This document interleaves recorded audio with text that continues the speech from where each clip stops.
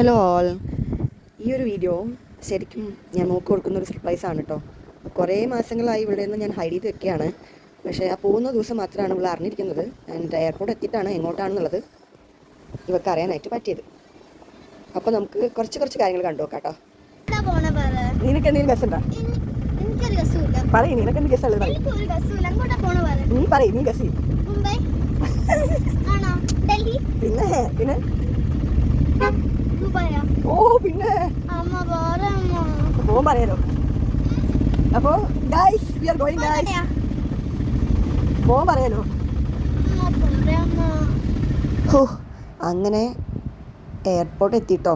ഇനി അറിയില്ല എങ്ങോട്ടാണെന്ന് നോക്കാം. ആ അങ്കിളോട് ചോദിക്കേ എങ്ങോട്ട് പോകണം.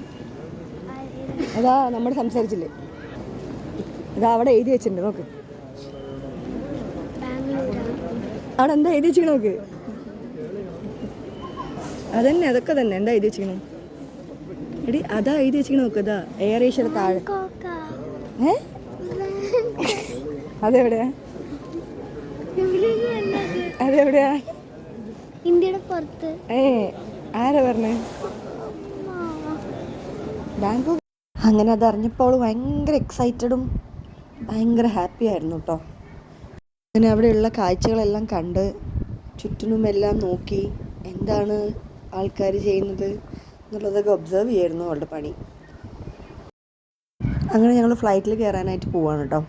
ഞങ്ങൾക്ക് 2 പേർക്ക് 2 സീറ്റിലാണ് കിട്ടിയത്.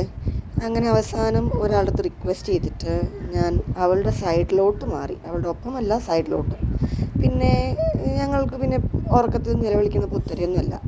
അപ്പോൾ ഇതേ സ്വഭാവം ഞങ്ങൾ ഇവിടെയും തുടർന്നുകൊണ്ടേയിരുന്നു. അതുപോലെ എല്ലാവരും എന്നെ പേടിപ്പിച്ചു. അപ്പോൾ അടുത്ത വീഡിയോയിൽ നമുക്ക് തായ്ലൻഡ് വിശേഷങ്ങളുമായി വരാം. Till then bye.